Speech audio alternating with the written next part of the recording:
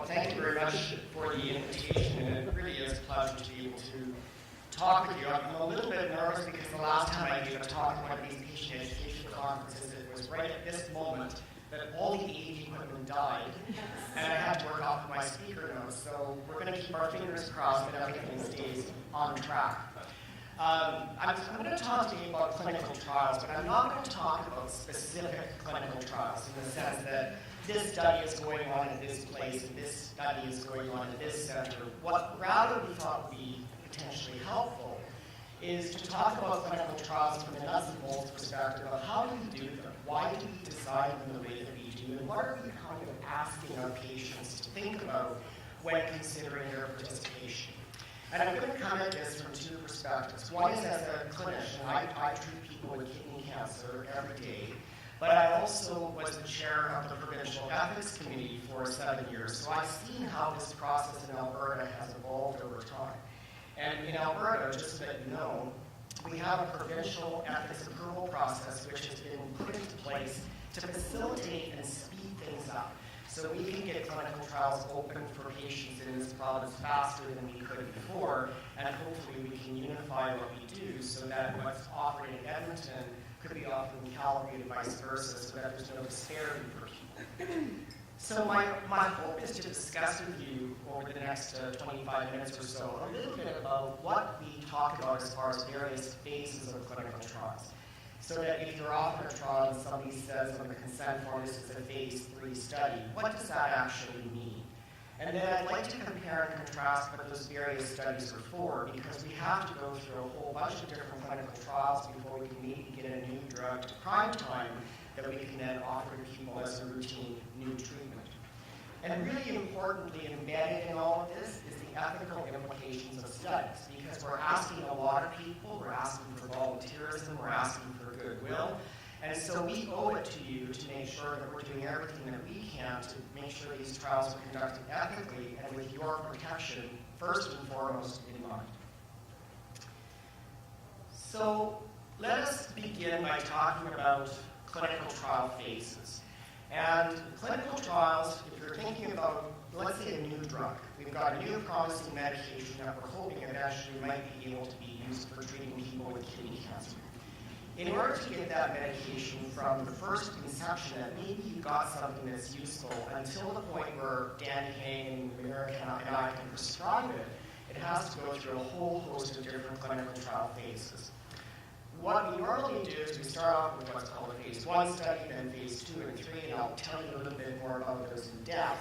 But the point is that they have to build on each other. And so one of our problems in the medical community is that people will be hearing about new things that are on the news broadcasts or the radio broadcasts, and they're going to say, well, why can't I have that?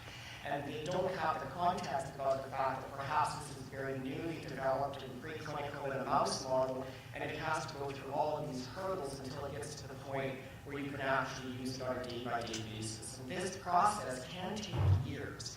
And it may take 7 to 8 years for a drug to get from the point where you think you've got something interesting to the point where it's useful in the clinic.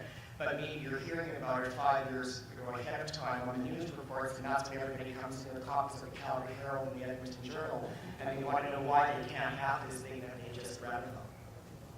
As well, there are different technical and ethical aspects of these studies, and I'm going to highlight those for you as well.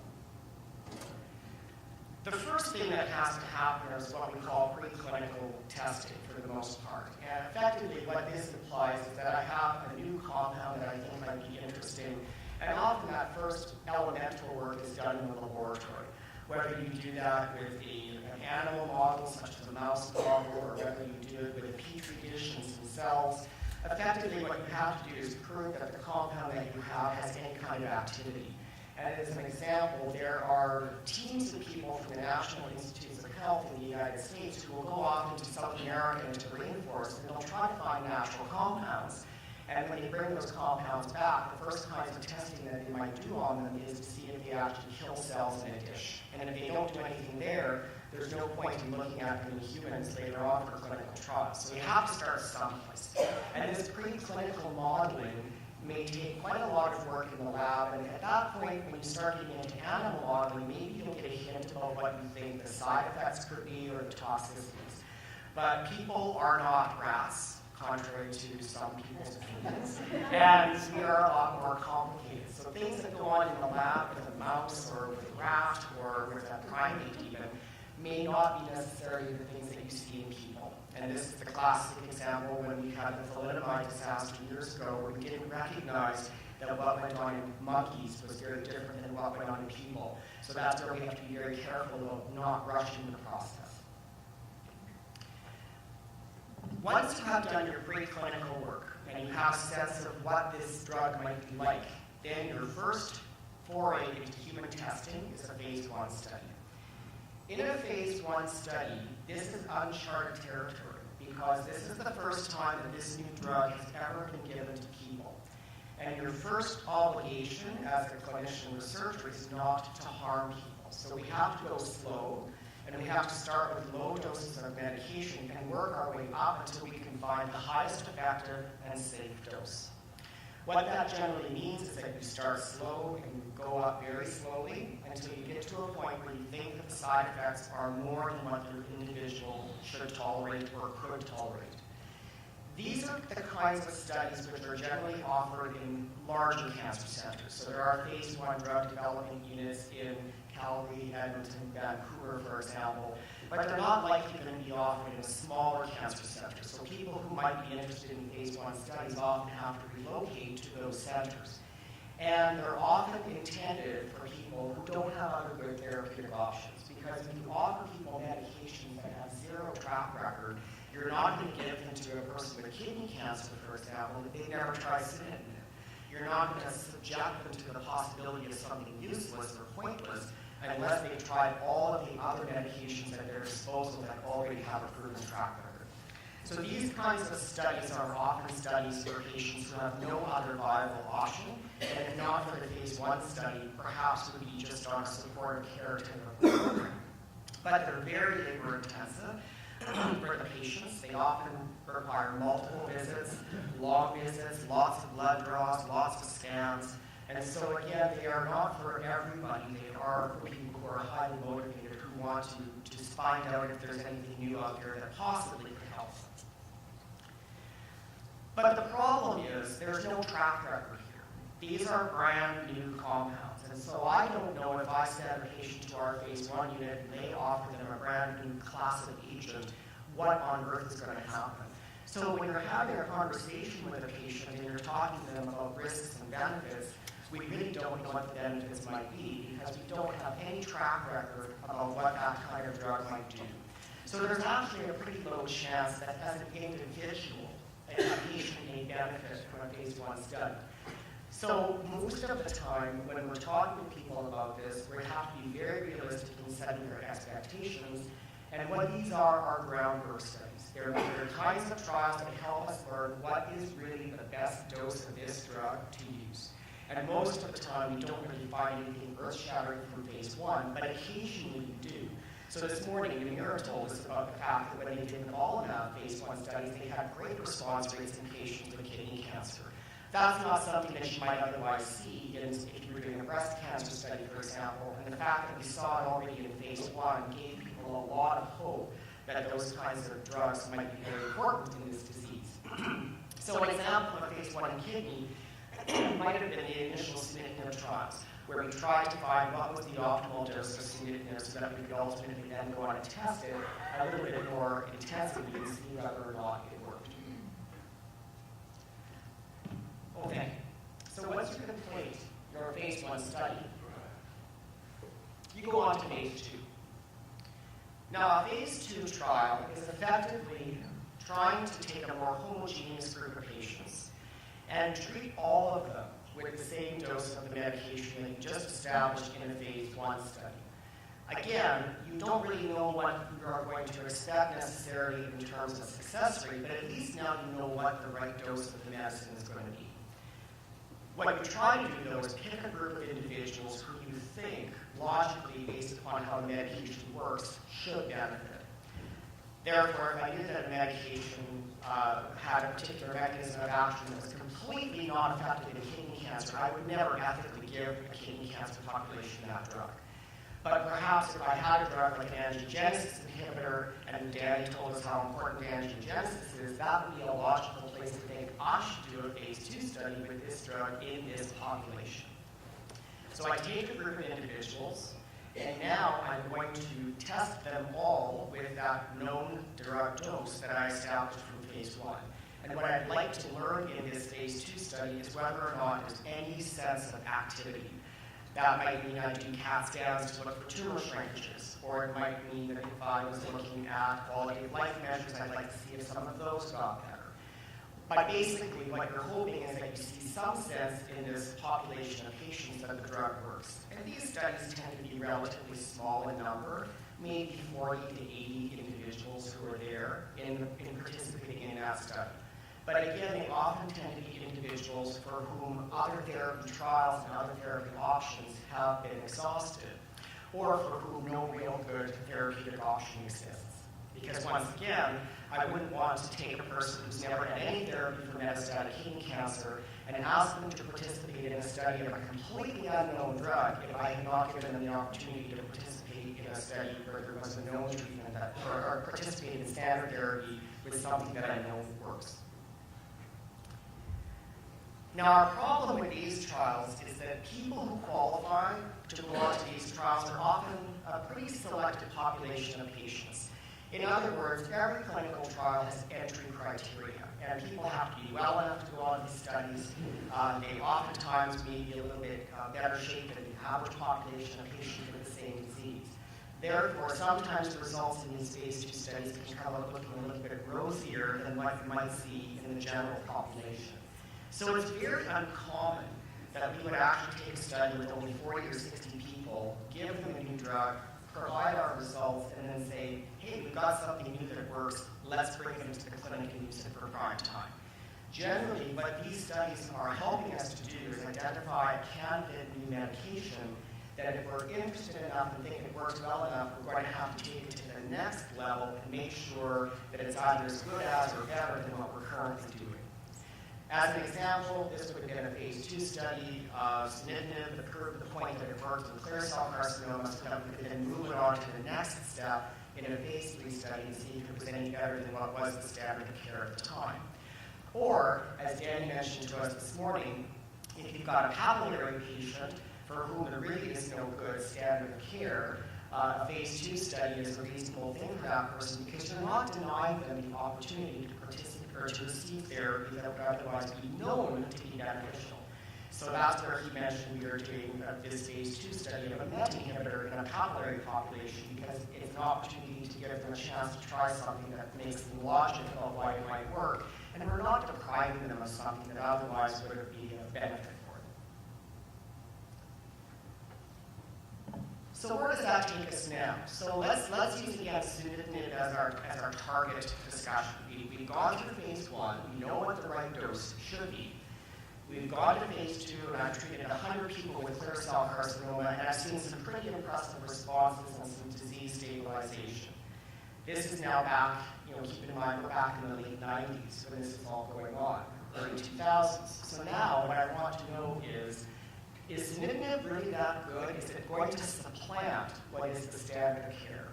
And in order to do that, I move on to the granddaddy of them all, which is the phase 3 clinical trial. Most cancer centers have access to phase 3 trials because these are the big studies that often have 800-900 people in them or several thousand for some kinds of cancer. And they're often the big studies that get all the press or that we talk about in terms of the big newspaper articles when something comes out from one of our big meetings. When you're doing a phase 3 study, you really should be trying to answer an important question. And it's not that I'm trying to say all the other studies didn't answer important questions, but these are big studies. They cost a lot of money. We ask for a lot of patient participation. And so we really would like to know at the end of the day, we've proven a point that it was worth proving. In other words, is survival better? Is quality of life better? I really am not terribly interested in phase 3 just to look at whether your CAT scan is better or worse. I'd really like to know, did you live longer or did you not? And when you do a phase 3 study, you compare new treatment to whatever is the current standard of care and you do it head-to-head. And the point that you're trying to prove is whether or not the new drug that you think is going to be the best thing since sliced bread actually outperforms what you currently could give to that person in the clinic. So back in the day, we were giving interferon. So therefore, when the study was designed for metastatic kidney cancer, they said we are going to go head-to-head with interferon, and we are going to compare sunitinib versus interferon, and we are going to look and see whether or not we can prevent or delay progression. So that was the important question that they were trying to answer. But it begs the question at the bottom here, what is the current standard of care? Now, for some kinds of cancer, the standard of care might be nothing. If this was a pancreatic study and there was no good treatment, many people would receive nothing. And so if you're not doing anything, that's where we may use placebos. And back in the day, I'm talking like it was back in the old Wild West, in 2004, we were doing studies with sorafenib and with everolimus, and we did do placebo-controlled studies because we didn't have other options. Nowadays, with all those drugs that you heard about this morning, it's almost inconceivable to do placebo-controlled trials anymore in kidney cancer because there are so many options for therapy, and it wouldn't be ethical for us to do placebo-controlled studies.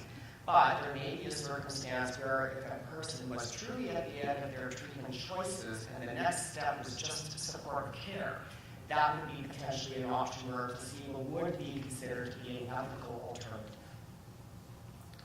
And in these kinds of studies, what you want is you want a patient population that is going to be generalizable to the average person who's ultimately going to potentially receive this treatment. So you're not cherry-picking the best of the best or the worst of the worst. You want the population to be broad. So we want to make sure that we're balancing for the gender reflection of the tumor.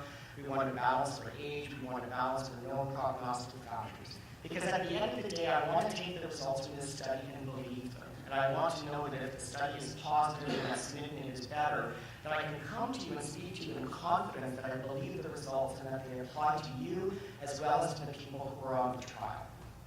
And because of that, it's helpful not to just do these kinds of studies in one place. You'd like them to be across multiple institutions, multiple countries, because it helps to even out those variations so that you get this average in effect across the board so that you can believe at the end of the day the results are not because they do it differently at that one place, and that's the only reason why it works. The Granddaddy study that I would use as an example here would be the pivotal study of sunitinib versus interferon that was done with about 750 people in multiple centers across the world that ultimately proved the point why sunitinib was better and got it licensed to be used as the first-line therapy for metastatic kidney cancer. There are a couple of things to think about in these phase 3 studies. Now remember, in a phase 3 study, there have to be at least 2 different groups for treatment because you're comparing things.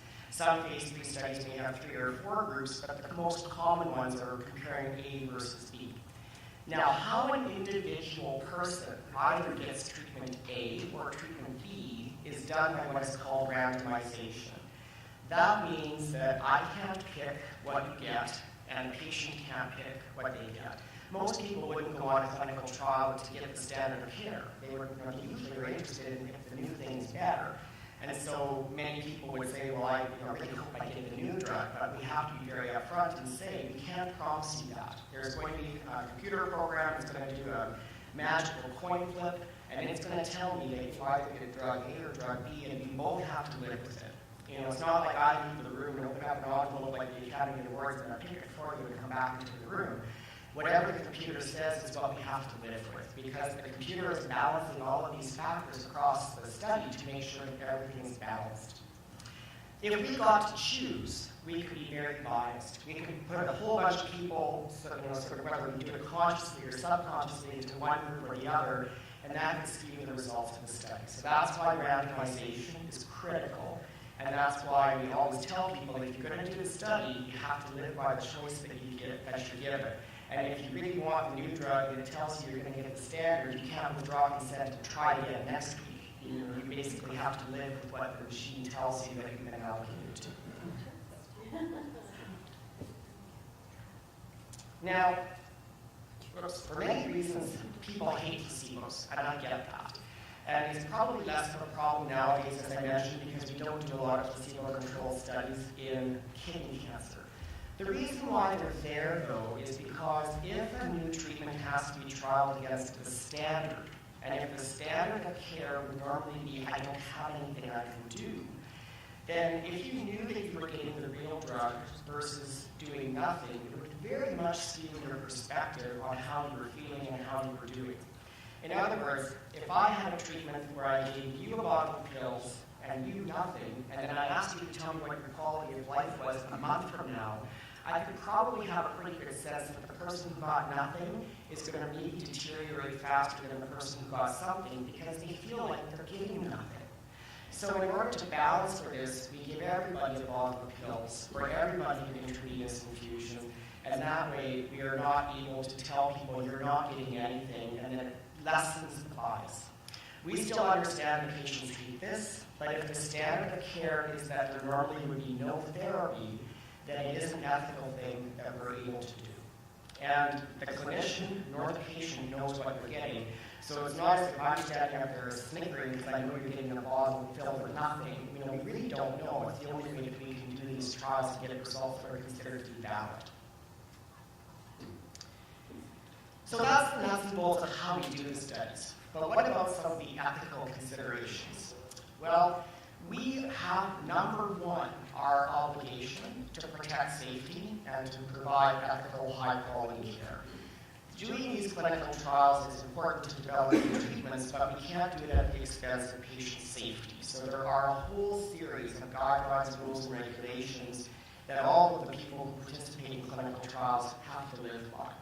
And there's actually legislation that was all drafted post-World War II when we knew that there was a lot of medical experimentation going on in Nazi Germany, which was highly unethical. And that led to actually a series of declarations that culminated in Helsinki, where they came out with a Declaration of Helsinki, which forms the backbone for ethical principles that guide all human subjects research.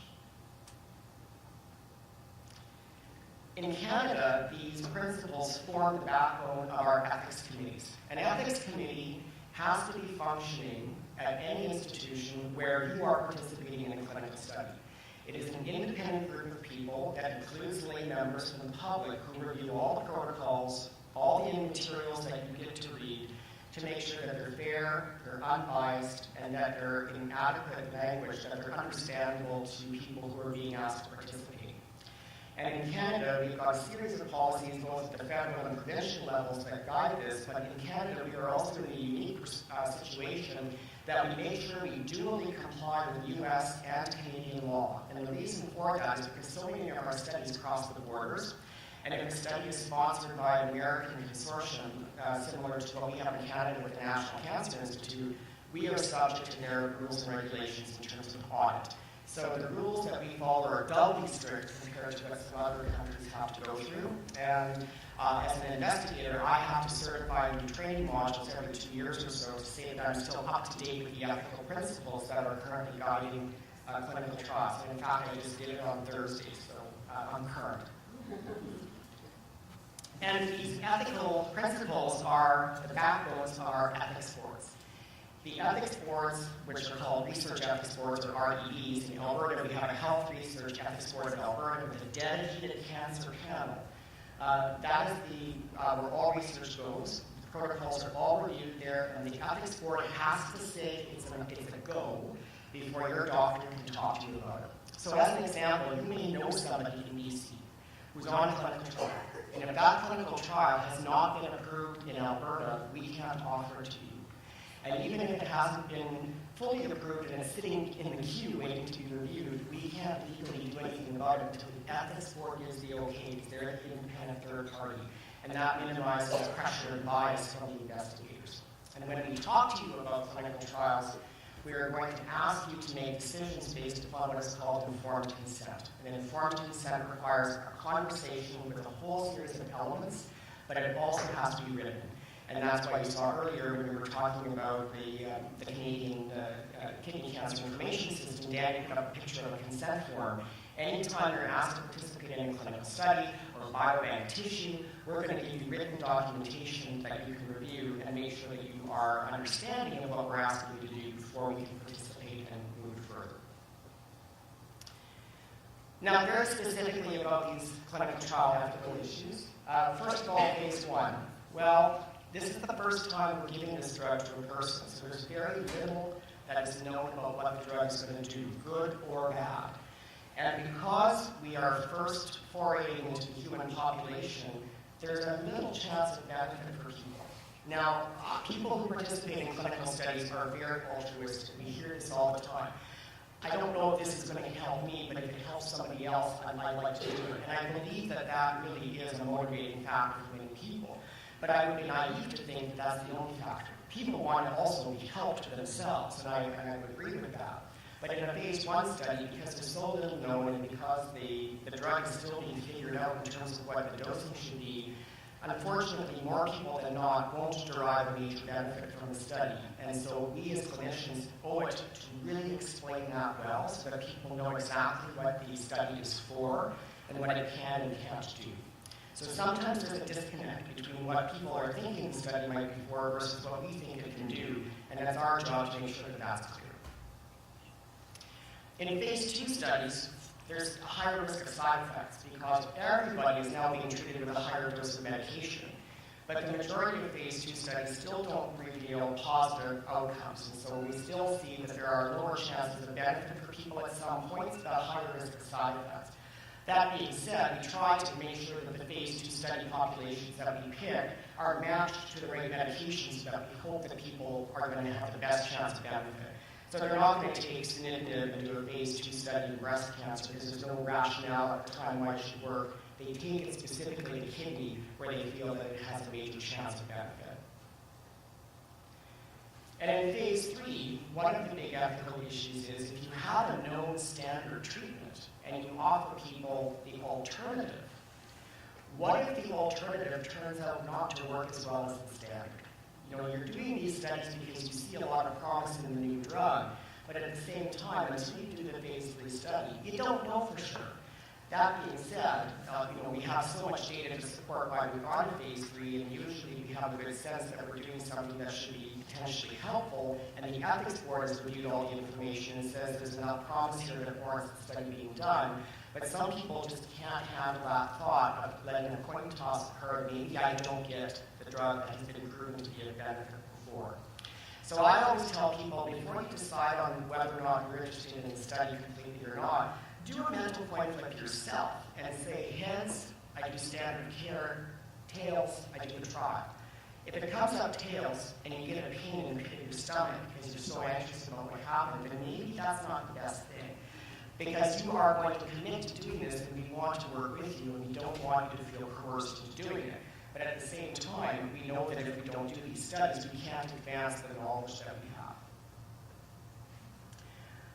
These trials are going to be available at most centers, certainly in Alberta, Calgary, and Edmonton. We have a whole plethora of clinical trials going on in all different sites, including kidney.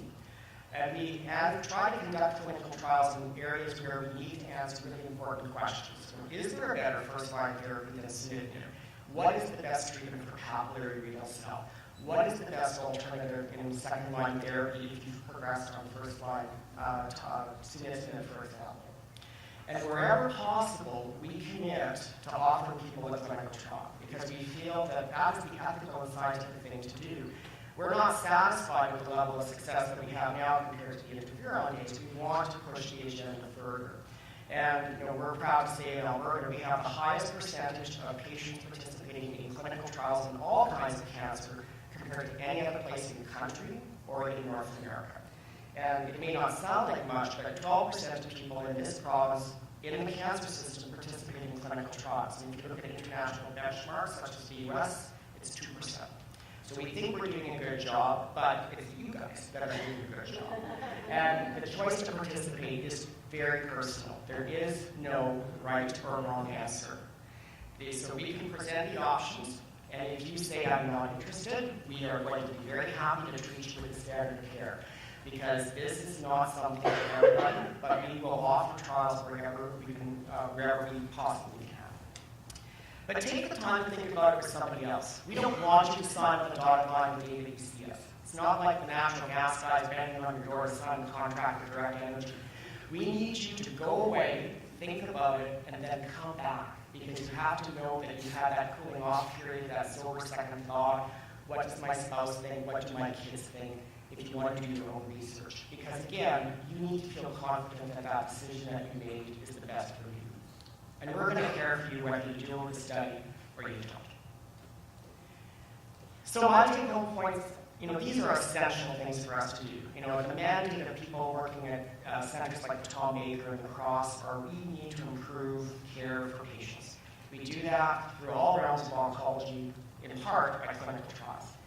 And it's our obligation to be very clear when we discuss with you about a clinical trial what the intent is and what the potential risks and benefits are. There are a lot of ethical dilemmas, depending upon the phase of the study, a lot of personal issues that will come into play in making the decision. And informed consent is the cornerstone. So that is why we're never going to rush people into making a decision. And ultimately, if you do participate, it's through your goodwill that we actually get these trials done, and our knowledge collectively increases for our collective good.